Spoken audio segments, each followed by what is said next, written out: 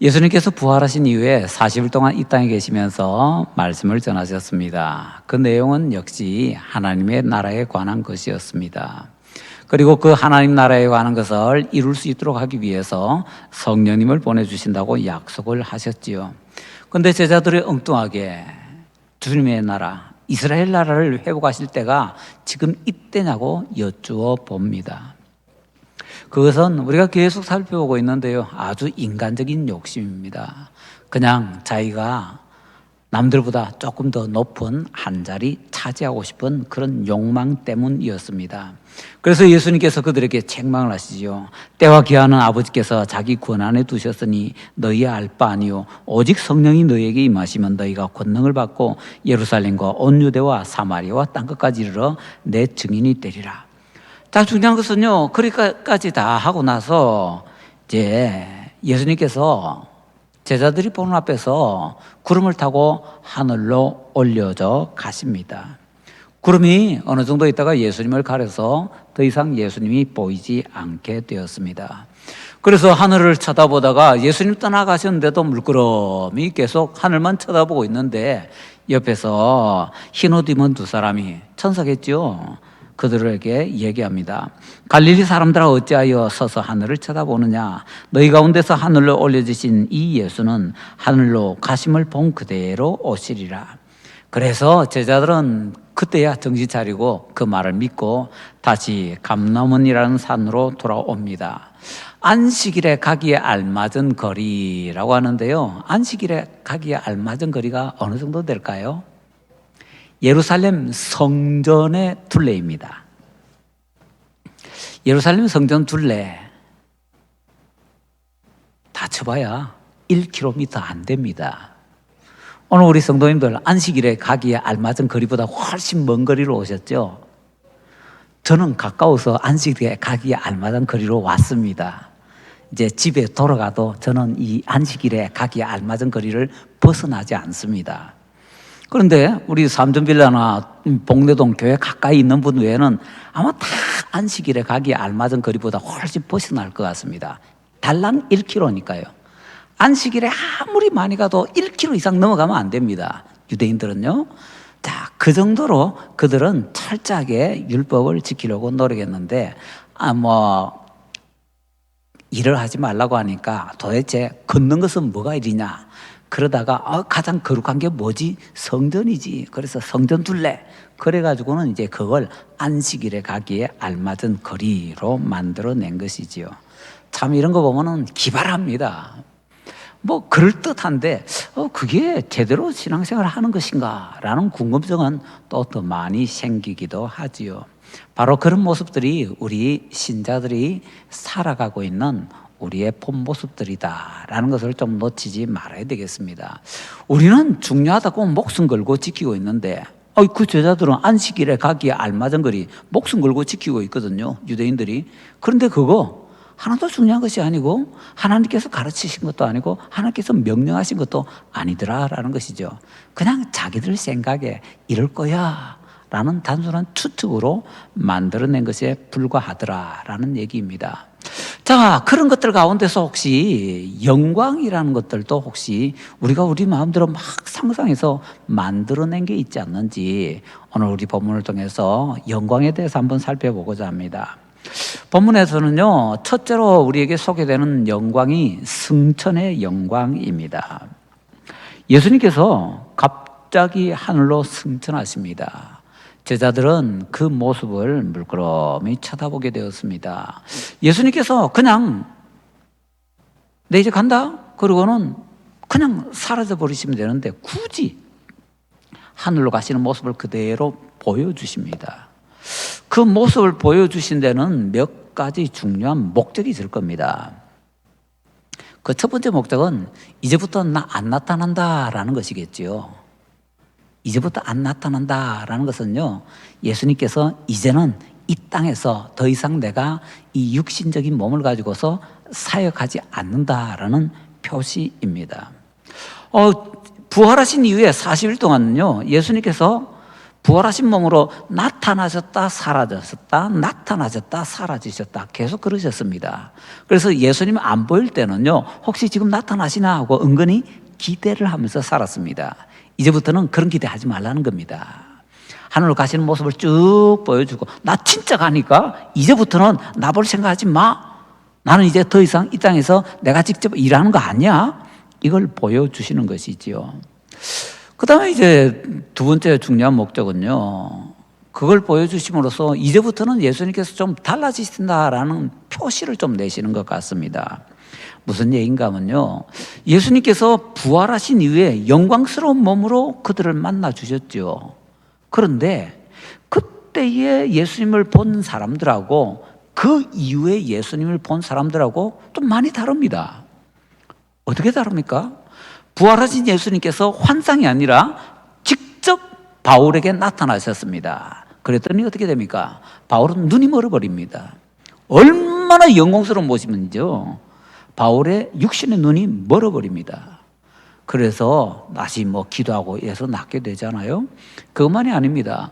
예수님과 육신적으로 가장 친했던 사람 중에 한 사람이 요한이죠. 사도 요한은요, 예수님과 이종 사촌입니다. 그리고 이종 사촌이면서도 굉장히 가깝습니다. 심지어는 그 만찬석상에서는요, 예수님에게 가장 가까이 있는 사람 중에 하나였습니다.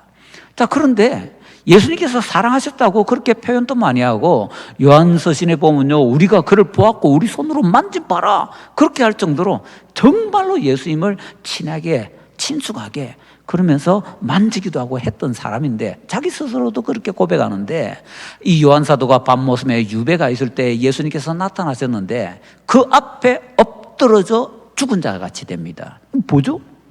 가장 친한 사람이 나타나신 예수님을 보고서 그렇게 꼬꾸라질 정도 같으면요, 안 친한 사람은요, 바울같이 되든지 바울보다 심하게 되든지 그렇게 된다라는 거지요. 그래서 우리가 알 수 있는 것이 예수님께서 승천하시면서 이제부터는 다른 모습으로, 조금 어려운 말로 하면 다른 존재 양식으로 계실 것이라는 겁니다. 그걸 이제 보여주는 것이지요. 자, 그 다음에 또 이제 또 다른 모습은요, 예수님께서 하신 약속을 이제 생각하고 기다려야 된다는 겁니다. 예수님께서 뭘 약속해 주셨나요? 성령님을 보내주신다고 약속하셨으니까 나는 가는데 새로 오실 분을 기다리라 이거지요. 그러니까 성령님을 보내주신다고 약속하셨으니까 가신 예수님께서 보내주시는 것을 기다려야 된다는 것이지요. 제자들은 이렇게 성령님께서 오실 것을 기대하면서 살아야 된다라는 것을 가르쳐 주십니다. 자, 예수님께서 승천하신 모습을 통해서 영광스러운 모습을 보여주시는데, 이 모습은요, 가만히 보면은 변화산에서 변하신 모습보다는 더 영광스러운 모습이 아니었을까라고 생각이 되고요. 물론 승천하시고 나서는 더 영광스러운 모습으로 또 변하시게 되지요. 그 승천의 영광을 제자들에게 예수님께서 보여주시면서, 야, 우리 예수님은 이제 우리하고 완전히 다른 분이구나, 그걸 확실하게 이제 정리를 하게 만들어 주십니다. 그러면서 이제 재림을 더욱더 성령님께서 오시는 것을 더욱더 대망하게 되는 것이지요. 자, 그러면서 제자들이 이제 예수님은 이미 구름에 휩싸여서 떠나가 버리셨는데 그냥 하늘만 물끄러미 쳐다보고 있으니까 답답해서 천사들이 이제 제자들에게 얘기하는지요. 왜 너희들 서서 하늘만 쳐다보고 있느냐. 그러면서 자, 우리 11절 말씀, 중요한 말씀이니까, 그러면서 천사들이 했던 말을 우리가 같이 한번 다시 읽어보겠습니다. 이르되 갈릴리 사람들아, 어찌하여 서서 하늘을 쳐다보느냐. 너희 가운데서 하늘로 올려주신 이 예수는 하늘로 가심을 본 그대로 오시리라 하였느니라. 아멘.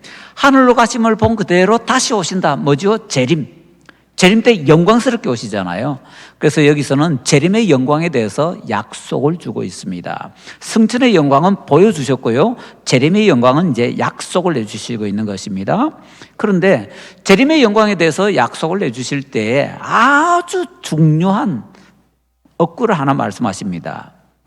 하늘로 가심을 본 그대로.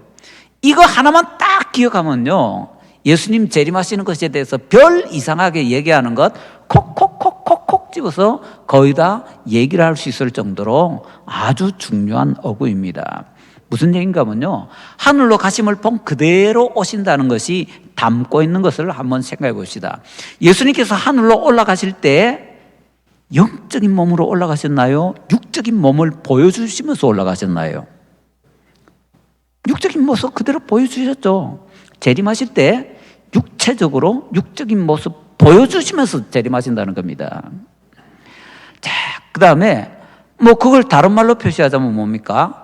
보이는 가운데 가시적으로, 우리가 안 보는 데서 이사람들 얘기하잖아요. 뭐 내가 재림 예수다 그러면서 뭐 우쩌고 저쩌고 하는데, 니네들 못 보는 사이에 내가 재림했는데 이 사람의 몸에 재림이 어쩌고 우쩌고 저쩌고 뭐 그렇게 얘기하거든요. 그게 아니라는 겁니다.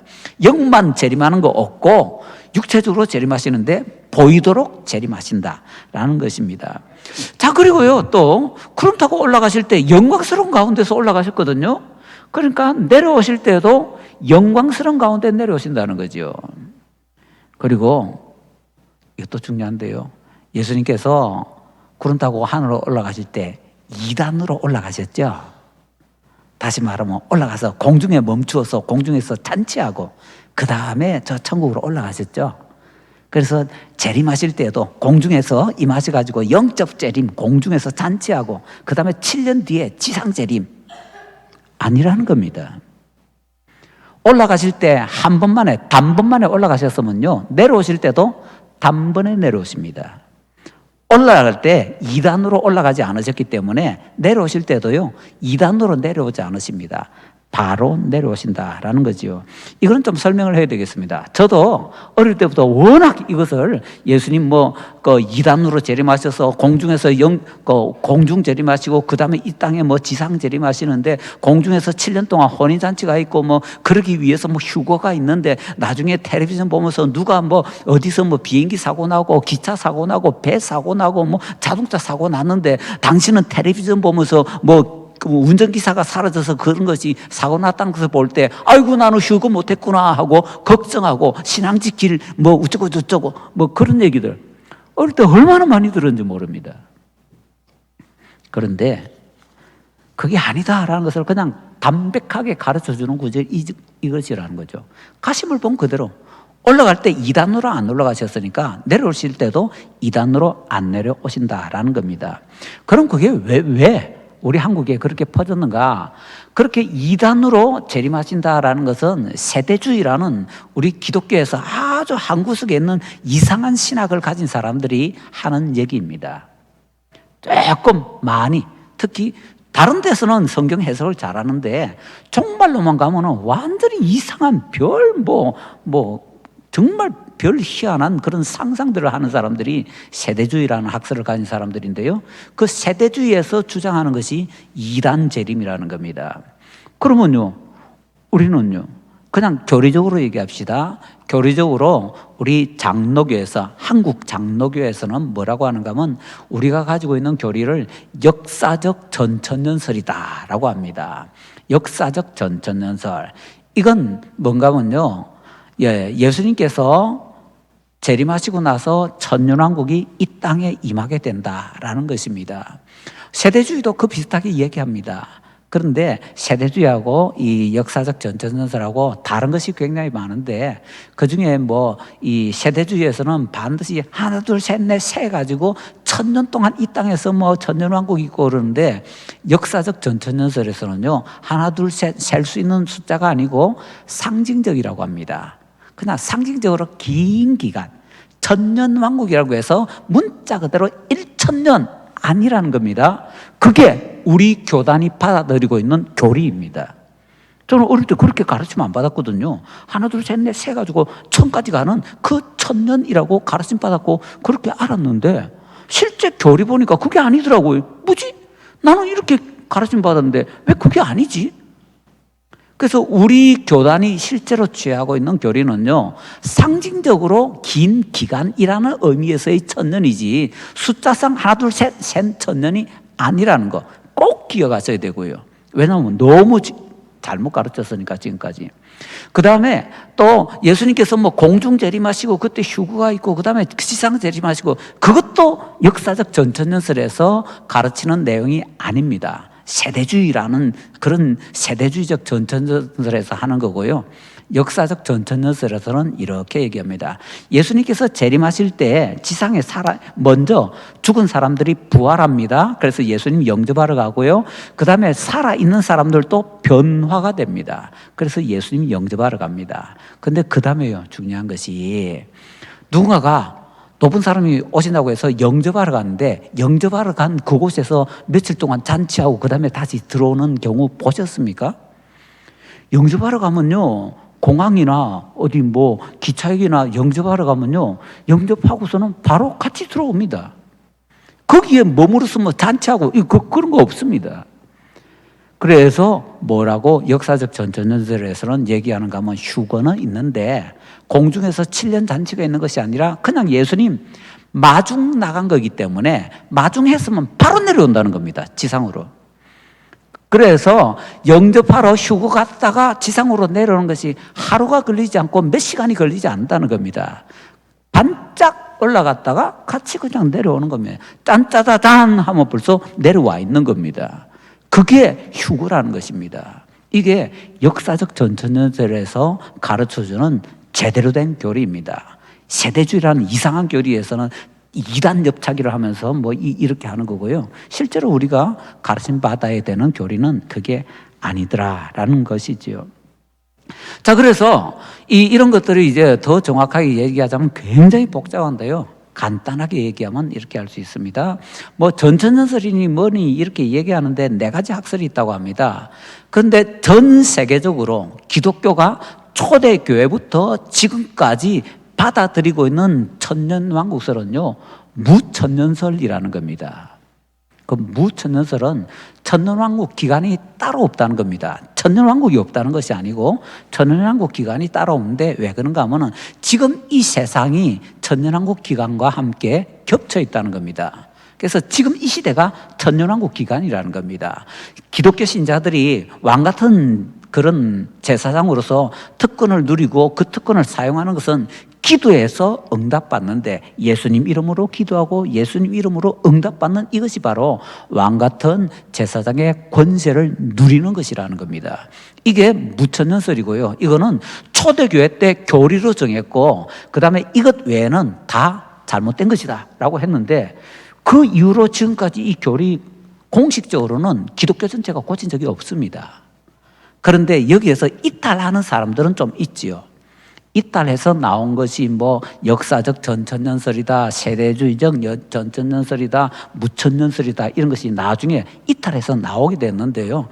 그 이탈해 나온 것 중에 하나가 아까 말씀드린 역사적 전천년설이라는 건데 전 세계 장로교는요 무천년설입니다. 전 세계 기독교하고 똑같이 전 세계 장로교는요 무천년설입니다.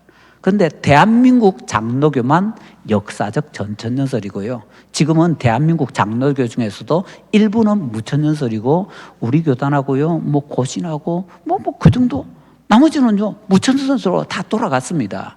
이유는 이렇습니다. 우리나라가 일제 강점기 시절에 너무 힘들었잖아요. 너무 혹독하니까 그런 때는요 지금 있는 세상이 와장창 다 무너지고 새로운 세상이 임해서 우리가 그 세상에서 행복하게 살 수 있다라는 것을 얘기해 주면 사람들이 정신을 차리고 그래? 그러면서 더 열심히 살려고 합니다. 무천년설은 지금이 겹쳐 있다고 하니까 조금 긴장감이 없거든요. 그런데 역사적 전천년설은요 지금 있는 세상이 짠짜자잔 없어지고 그 다음에 예수님께서 갈아엎으시고 새로운 세상을 만들어 주셔서 새로운 세상에서 살게 된다는 겁니다. 그래서 역사적 전천년설이 대한민국에는요 일제 강점기 때 우리나라에 수입이 됩니다. 그리고는 그 다음부터 대한민국의 장로교의 기본 교리가 되었습니다. 이쪽으로는 이제 좀 더 얘기하자면 복잡한데 저 수원 쪽에 가면 합동신학대학원 대학교라는 게 있습니다. 뭐 장로교인들이 가장 잘 아는 박윤선 박사라는 분이 이제 세운 학교인데요. 그쪽에서는 원래 역사적 전천년설이었다가 무천년설로 돌아갔습니다. 이유는 장로교는 원래 무천년설이고 원래의 교리로 우리는 돌아갔습니다. 박윤전 박사가 돌아갔습니다. 그러니까 이런 군저런 뭐 다른 거 따질 필요는 없고요. 그냥 간단하게 정리하는데, 자, 그래서 역사적 전천년설에서는요, 예수님께서 절대로 2번 재림 안 하십니다. 한 번만 재림하십니다.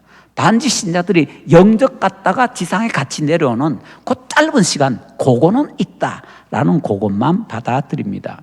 자, 그 다음에 이제 또 예수님께서 이렇게 재림의 영광에 대해서 얘기하실 때 가시물 본 그대로 오신다는 데서 한 가지만 더 교훈을 얻어야 되는 것은요, 알리지 않고 재림하신다는 겁니다. 가실 때 예수님께서 나 이제 승천한다 말씀 안 하고 그냥 가셨습니다. 제자들하고 말씀하시고는 그냥 나 간다 그러고 그 자리에서 바로 가버리셨습니다. 내가 몇 월 며칠 몇 시에 승천한다 안 알려주셨습니다. 재림 안 알려주십니다. 재림에 대해서 수많은 사람들이 계산을 하려고 하는데, 저도 그 계산하려고 노력해봤던 사람 중에 하나입니다.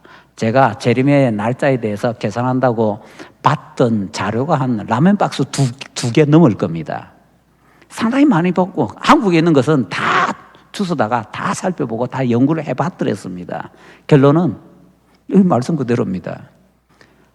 아버지의 권세에 있는 것이기 때문에 우리가 알 바 아닙니다. 알 바 아니라는 것은 상관할 바 아니라는 겁니다. 간섭할 바 아니라는 겁니다. 관심도 가지지 말라는 겁니다.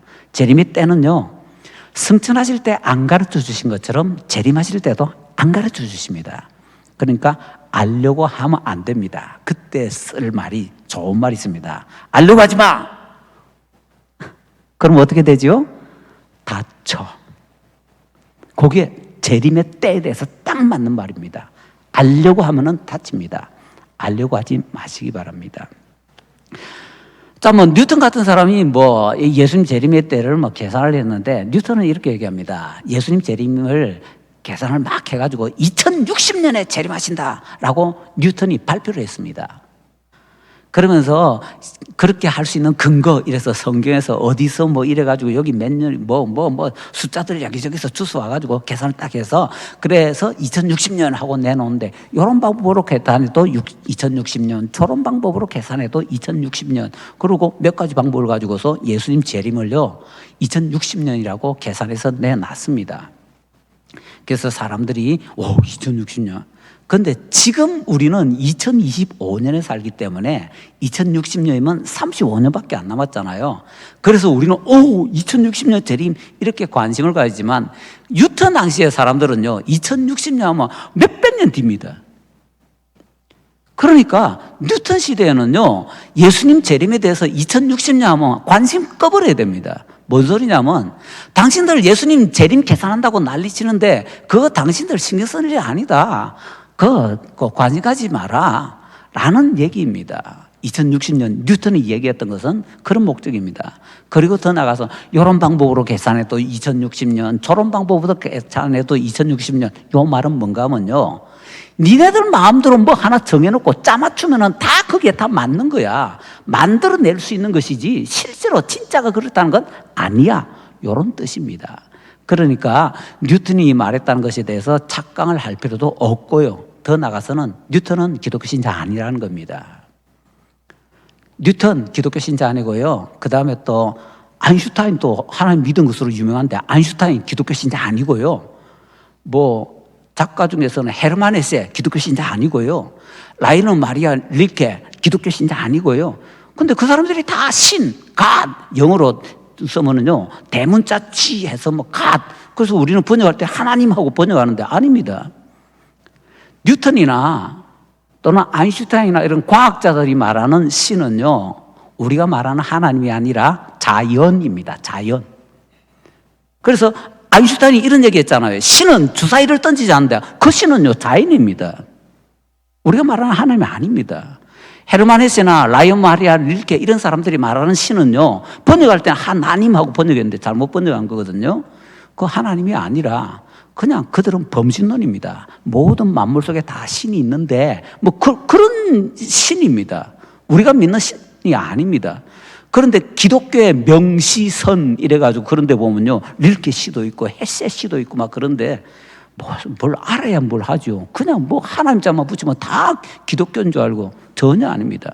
자, 그래서 뉴턴도 그렇고 아인슈타인도 그렇고 기독교 신자 아니니까 그들이 뭐 기독교에 대해서 또는 신에 대해서 뭐 말한 것이라고 하는 그런 것들에 현혹되고 착각하지 말아야 된다라는 것도 말씀을 드리고 싶습니다.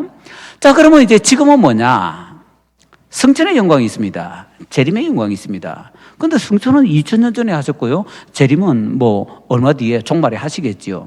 그 두 사이의 기간이 뭐냐? 그게 지금 우리가 살고 있는 시절이고요. 그럼 이 시절에는 영광이 없느냐? 아닙니다. 이 시절은 영광이 있습니다. 간단하게 시간이 없으니까 이렇게 결론적으로 이 말씀만 드리고 싶네요. 우리는 예수님 믿고 나서 바로 천국 가면 좋겠는데, 저 정말 천국 가고 싶은데 예수님 믿었다고 해서 천국 안 들여보내주십니다. 너 이 땅에 살아남아. 그럼 이 땅에 삽니다. 이 땅에 살면서 여러 가지 일도 겪고요, 근심도 하고요, 고통도 하고요, 별일 다 당합니다. 그런데 중요한 것은 이 땅에서 우리가 이렇게 남아서 살고 있는 이 기회가 뭔가 하면요, 따라합시다. 천국 영광을 가불하라. 천국 영광을 가불해서 사는 기간이 이 땅의 기간입니다. 가불은요, 누가 합니까? 기도로서 하나님께 나아가는 사람이 천국의 영광을 가불해서 삽니다. 기도 열심히 해서 많이 받는 사람은요, 천국의 영광을 이 땅에서 값을 많이 해서 사는 거고요. 그냥 신앙생활 시원찮게 하면서 기도도 안 하고 그냥 되는 대로 사는 사람은요, 천국 영광을 하나도 값을 못하기 때문에 이 땅에서 그냥 그럭저럭 살게 됩니다. 그래서 이 땅에서의 살면서 우리가 얼마나 많은 영광을 누리느냐라는 것은 천국 영광을 얼마나 가부를 많이 하느냐에 따라서 결정이 된다라는 것입니다. 자, 이제 정리하십시다. 두 영광이 있습니다. 승천의 영광이 있고 재림의 영광인데 그 사이에는요, 지금 현재 우리가 그 두 영광 사이에 살고 있는데 이 시간에도 영광이 있는데 이 시간의 영광을 누리면서 살라고 합니다. 아까 말씀드렸는데요, 우리 기독교 전체와 원래 장로교 전체의 천년왕국에 대한 교리는 무천년설이라고 했습니다. 그 무천년설은 지금이 천년왕국 기간인데 지금 우리가 왕 같은 권세를 누릴 수 있는 방법은 기도 응답을 통해서라는 것입니다. 그럼 그게 지금 이 세상에서 천국 영광을 가불하는 거하고 직접적으로 연관이 있지요. 그래서 더욱더 우리가 가르침을 받은 그대로 우리는요, 승전의 영광과 재림의 영광 사이에 살면서 천국 영광을 가불해서 살아야 된다라는 것을 놓치지 말도록 하십시다. 가불 많이 하는, 직장에서 가불하지 마시고요, 천국에서 가불 많이 하시는 행복한 신자들 되시기 바랍니다.